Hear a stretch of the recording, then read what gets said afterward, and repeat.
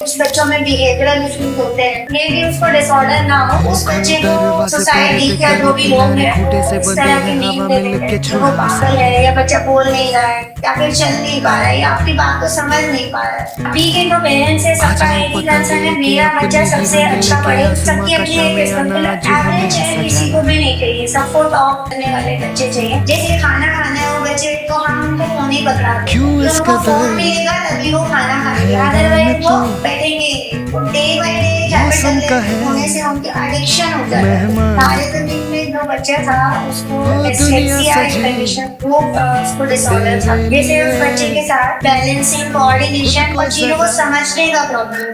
Definitely काम तो बच्चा कर ही रहे, बट जहाँ तक मेरे को लगता है कि इस बिजनेस में मॉडल बिजनेस थोड़ा सा पर्पस ड्रिवन भी है और एज ए फाउंडर जब तक आपके पास पर्पस नहीं होगा तो मुझे नहीं लगता कि आप अपने रोल को जस्टिफाई कर पाओगे। डेफिनेटली इसी बिजनेस करते हो तो प्रॉफिट लॉस तो ही सबको जरूरी है, सबके लिए कि आपकी बट एज ए इंडिविजुअल मतलब क्या आपको मोटिवेट करता है, क्योंकि ना चाहते हुए इस बिजनेस में आपको इमोशंस लाने ही पड़ेंगे, आपको पर्पस लाना पड़ेगा, आपको कनेक्ट करना ही पड़ेगा अपने बच्चों के साथ जो बच्चे यहाँ पे आते हैं कंडीशंस के साथ, जो कि कभी कभी आई बिलीव बहुत मुश्किल होता होगा जब आप सोचते हो तो पर्सनली आप कैसे हैंडल करते हो चीजों को और कैसी चीजें जो आपको डेली मोटिवेट करती है कि चलो मुझे निरंतर इस पे आगे बढ़ते रहना था।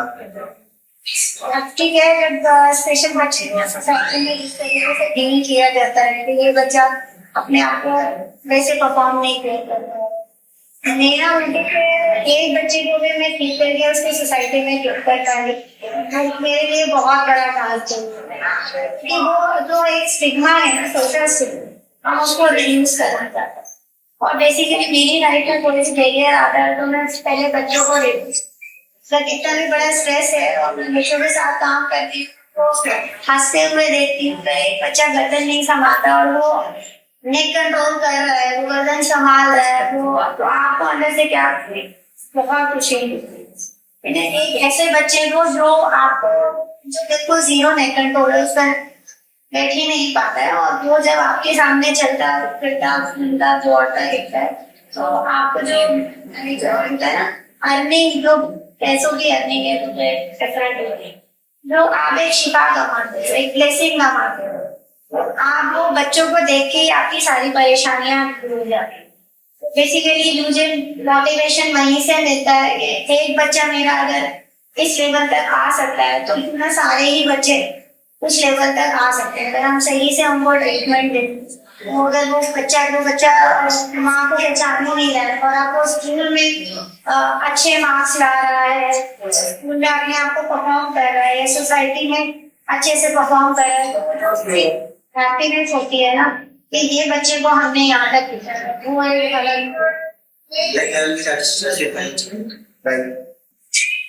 क्योंकि इसमें थोड़ा सा लाइफ एग्जाम्पल समझते हैं टर्म्स देते हैं जो लोगों को यूजुअली पता नहीं है की बात हुई तो उसमें जो बच्चा था तो सबसे पहले ये बताइए कि उस कंडीशन से गुजर था एग्जैक्टली क्या क्या है और वैसे कंडीशन में चाइल्ड को क्या क्या फेस करना पड़ता है, क्या क्या सिम्टम्स होते हैं और एज अ कंपनी आपका क्या अप्रोच रहेगा उसको ठीक करने में, तो हमें फिर मिलेगा प्रैक्टिकल लेवल पे क्या अप्रोच होता है बच्चे पर्टिकुलरली उस कंडीशन को होता है। हमारे जमीन में जो बच्चा था उसको डिस्लेक्सिया एक कंडीशन, वो उसको डिसऑर्डर था। बेसिकली हमारा ब्रेन और बॉडी जो है सेंसेस पे वर्क करता है, तो जो हमारे जो सेंसेस है अगर एक साथ काम नहीं कर पाते तो हम अपनी चीजों को इम्प्लीमेंट करने में प्रॉब्लम आती है। जैसे उस बच्चे के साथ बैलेंसिंग, कोऑर्डिनेशन और चीजों को समझने का प्रॉब्लम है, वो बोर्ड से पढ़ नहीं पाता था, कॉपी में देख के उसको रीड नहीं कर पाता, रीडिंग राइटिंग की स्किल्स की प्रॉब्लम है। और जब बच्चे को बैलेंसिंग इश्यूज होता है या कोऑर्डिनेशन में इशू होता है या वो बहुत अटेंशन से कोई भी काम को नहीं कर पाता है तो उसको रीडिंग और लर्निंग इश्यूज आते हैं। जैसे सेंसरी प्रोसेसिंग डिसऑर्डर, इसमें बहुत सारे डिसऑर्डर आते हैं, इसमें से डिस्लेक्सिया भी एक है, autism, ADHD, PDD, learning disorder, ये सारे सेंसरी प्रोसेसिंग डिसऑर्डर्स में से ही आते हैं। तो इन बच्चों को अपनी डेली लाइफ स्किल्स में भी प्रॉब्लम आती है, वो बहुत देर तक बैठ नहीं सकते हैं, बहुत हाइपर एक्टिव होते हैं, मूविंग अराउंड है, वो इधर उधर भागेंगे, स्ट्रेचर वार्म अप करेंगे, इसी चीज को गोल गोल घुमा सकते हैं। हर बच्चा अलग होता है, ये हम असेसमेंट के बाद ही पता लगा सकते हैं कि किसको ऑटिज्म है, किसको एडीएचडी है या किसको डिस्लेक्सिया है। नंबर ऑफ सिम्टम्स यहाँ पर होते हैं। बच्चे अटेंशन स्पैन, कोई साउंड परेशान कर सकती है, कोई दूर की साउंड जो हमें सुनाई नहीं दे रही है, बच्चा आने बंद होने लगेगा, तो हमें पता नहीं चलेगा वो क्यों रो रहा है। हो सकता है उसको कोई साउंड परेशान करे, या फिर उसको कोई टच जो अननोन टच है वो उसको पसंद नहीं करता है। इस तरह के इश्यूज बच्चों के साथ आते हैं, तो अपनी डेली लाइफ में अपने आप को परफॉर्म नहीं कर पाते और कम्युनिकेशन में भी बात तो समझते तो हैं, अपनी चीजें समझ में आती है, पर समझ कर इम्प्लीमेंट कैसे करना है उसमें बच्चों को दिक्कत है। बेसिकली इंटीग्रेशन की प्रॉब्लम।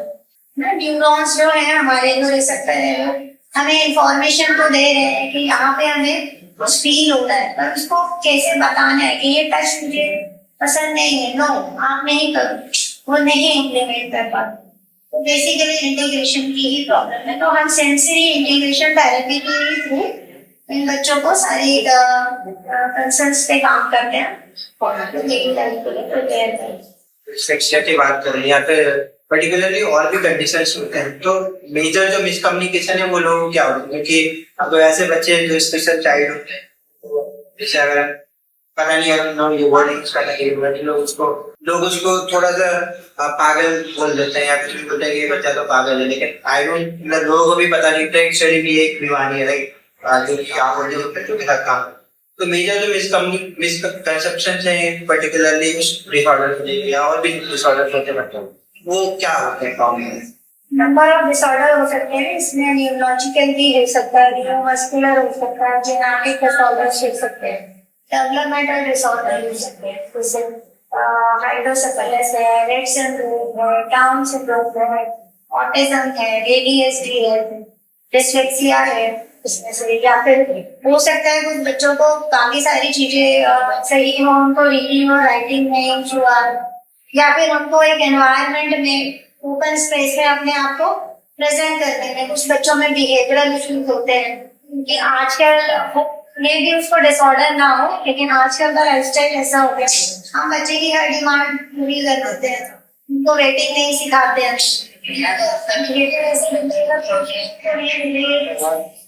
ओपन स्पेस में अपने आप को ऐसे बिहेव करेंगे तो उनको आपको कुछ देना ही पड़ेगा, उनकी डिमांड पूरी ही करनी, तो उस बिहेवियर को भी एक्सेप्ट नहीं करते हैं सोसाइटी। प्रॉब्लम वही है जहाँ बच्चे को एज एप्रोप्रिएट हर एनवायरनमेंट में अपने आप को प्रेजेंट करना नहीं आ रहा है, तो उस बच्चे को सोसाइटी या जो भी लोग हैं वो इस तरह की नेम दे देते हैं कि वो पागल है, या बच्चा बोल नहीं रहा है, या फिर चल नहीं पा रहा है, या आपकी बात को समझ नहीं पा रहा है। लेकिन हमें सोसाइटी को इसीलिए अवेयर करना चाहिए कि ये बच्चों को ऐसा कोई इशू नहीं होता है, वो समझ नहीं पा रहा है ना, तो पागल वर्ड को इशू नहीं करना चाहिए। वो भी हमारी तरह इंसान है, बस थोड़ा सा पीछे है अपनी एज से, तो हमें उनको सपोर्ट करके कैसे उनको आगे ले जाना है, उनको कॉन्फिडेंस बिल्ड करना है कि आप भी कर सकते हैं। कि हर बच्चे में अपनी एक स्किल्स हो सकता है कोई ड्राइंग अच्छी करता है, कोई कैलकुलेशन में अच्छा होता है, कोई हो सकता है वो फिजिकल एक्टिविटी स्पोर्ट्स में अच्छा जा सकता है, तो सबकी अपनी एक खूबी है, उस खूबी को ही हमें आगे प्रमोट करना है, ना कि इसकी disability. And how important is early intervention? अगर शुरुआती दिन में पहले कितना इम्पोर्टेंट होता है और किस हद तक ये हम उसको सही कर सकते हैं? अगर तुम्हें जल्दी पता चल जाता है कि बच्चे में कुछ कंसर्न्स आ रहे हैं और हम सही टाइमिंग पे सही ट्रीटमेंट देना शुरू कर दें, अगर बच्चे को ऑक्यूपेशनल थेरेपी की जरूरत है, स्पीच थेरेपी की नीड है या एजुकेशन की नीड है, उसको सही टाइम पे रूटीन पे थेरेपीज मिले तो बच्चा एज अप्रोप्रिएट स्कूल में जा सकता है, अपने आप को परफॉर्म कर सकता है और थोड़े टाइम बाद ये डिसऑर्डर डिसअपियर हो सकता है। तो हर बच्चा अपने आप को आगे ले जा सकते। और जो मेजर प्रोग्रेस है या सक्सेस है अगर बच्चे आपके पास आता है तो हम स्पेशलिस्ट को मेजर कैसे करेंगे? थोड़ा प्रोग्रेस देख पास हम लोगों में कुछ टूल्स होते हैं, असेसमेंट टूल्स होते हैं, जिसको हम 3 मंथ्स पे असेस करते हैं। जैसे कोई बच्चा हमारे पास ऑटिज्म का कोई बच्चा आ रहा है तो हमने उसको एक असेसमेंट किया और वो एक राउंड फिगर में एक कैटेगरी पे आ गए कि ये माइल्ड और मॉडरेट या सीवियर कैटेगरी पे आ गए। फिर हम नेक्स्ट 3 मंथ हम उसको ट्रीटमेंट देंगे, उसके बाद 3 मंथ्स के बाद फिर से असेस करेंगे। तो एक रेशो हम कैलकुलेट करते हैं कि बच्चा इस लेवल पे था, अब वो उस लेवल पे आ गया। तो जैसे जैसे वो सारे माइलस्टोन अचीव करते जाता वो प्रॉब्लम से बाहर आ जाता, आउट ऑफ क्लास आ जाता, ऑटिज्म के स्पेक्ट्रम से बाहर आ जाता। तो जब सारे बच्चे सारा काम कर रहा है, स्कूल में पढ़ रहा है, सबकी बातें मान रहा है, अपनी बातों को दूसरों को समझा रहा है, तो वो उस स्पेक्ट्रम से बाहर निकल सकता है। तो early intervention is a very important. सही टाइम पे सही ट्रीटमेंट मिलना बच्चों के लिए बहुत जरूरी है। जैसे ट्रीटमेंट की बात करें तो वो प्रोसेस कैसे काम करता है, सेशंस होते हैं तो कितने सेशन इम्पोर्टेंट है, कितने कराने चाहिए, तो दैट लाइक जो बच्चे हैं जो पेरेंट्स हैं थोड़ा सा अवेयर हो जाए इस पर्टिकुलर कंडीशन।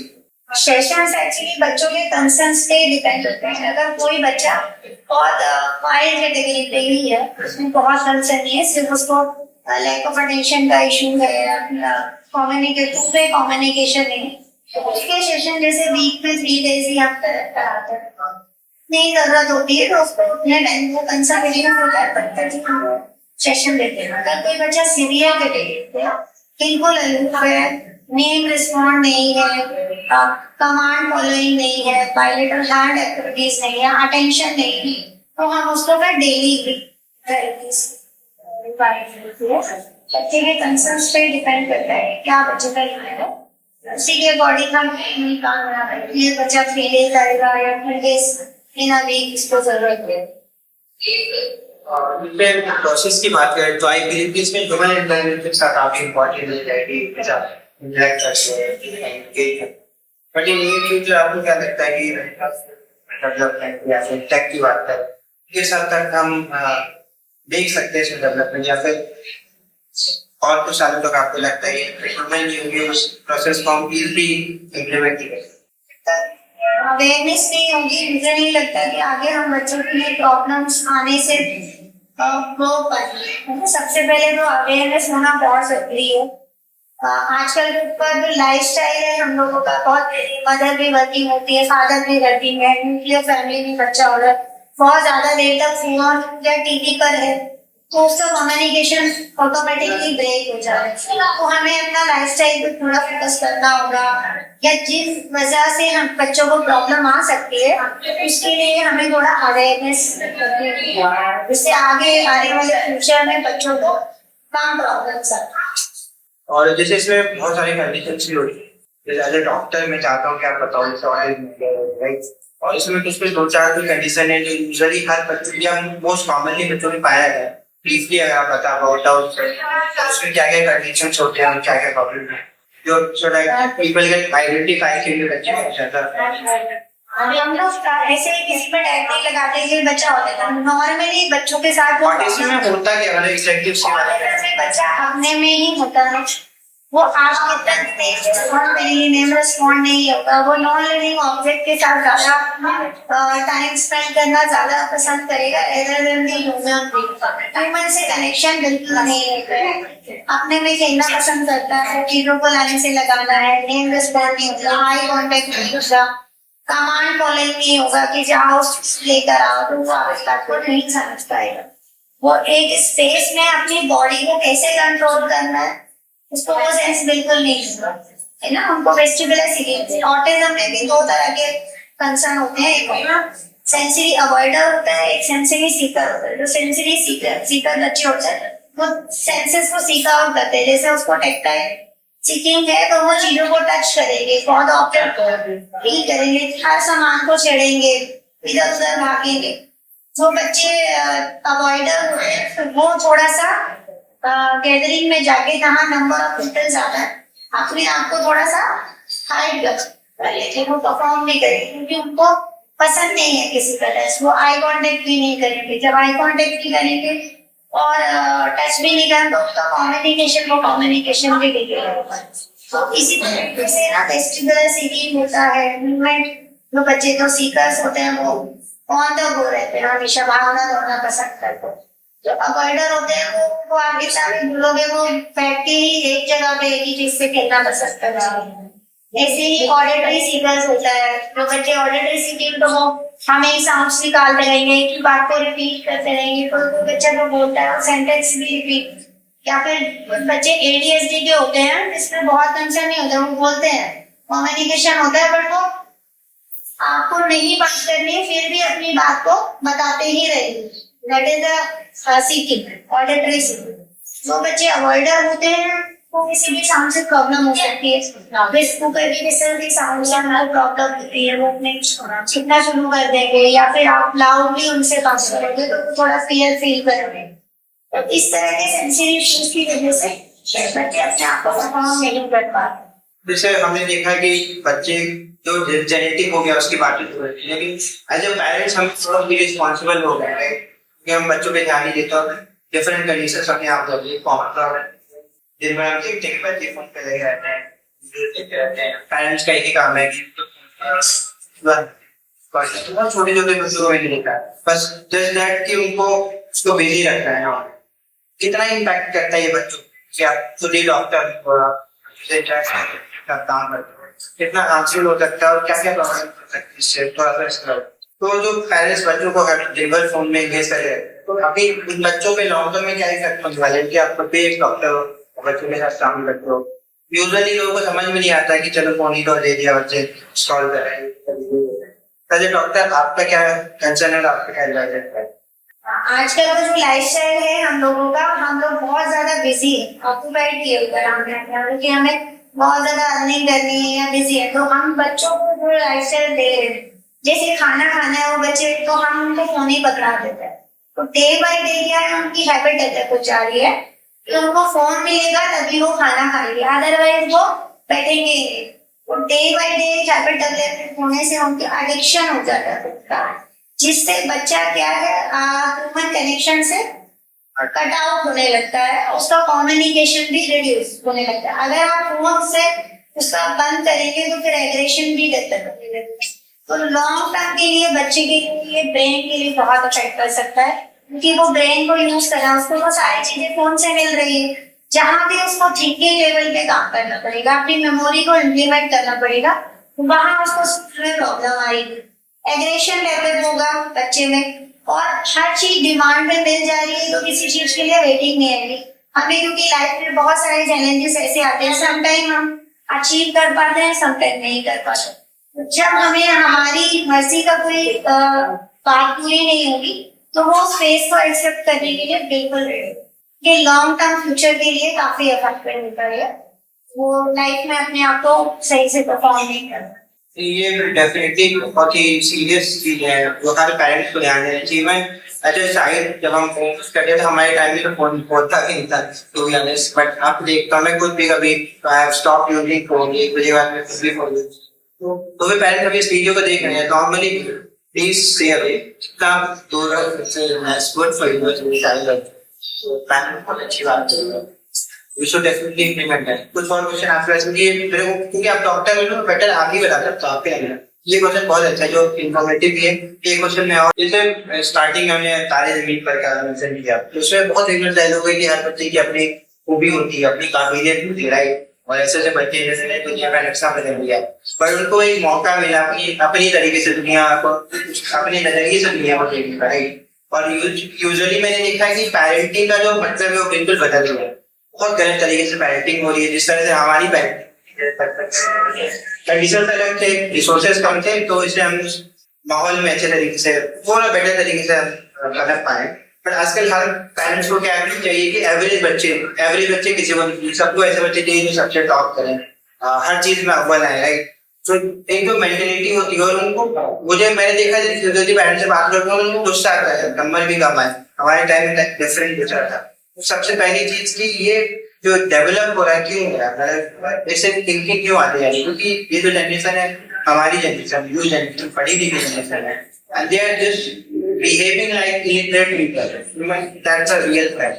तो ये चीज क्यों है, ये आइडियोलॉजी को कैसे ठीक करें, जो डॉक्टर क्या चाहते हैं? तो आजकल के पेरेंट वो सभी चाहते हैं कि मेरा बच्चा टॉप में रहे, 100% मार्क लाए, स्पोर्ट्स में अच्छे से परफॉर्म करे, इवन वो ऑल राउंडर हो, वो ये भी करे। लेकिन हर बच्चे की अपनी एक खूबी होती है।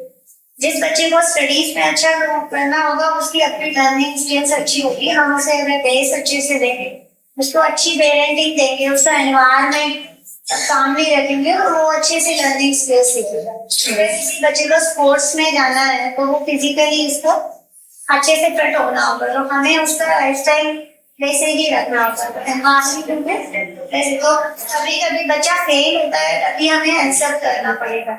हर बार हमें पास ही होना है ऐसा जरूरी नहीं है। बच्चे को हम बेस से ही सिखाएंगे कि फेल होते हैं, इट्स ओके, नेक्स्ट टाइम के लिए आपको प्रिपेयर करना, तो वो एक्सेप्टेंस होनी चाहिए।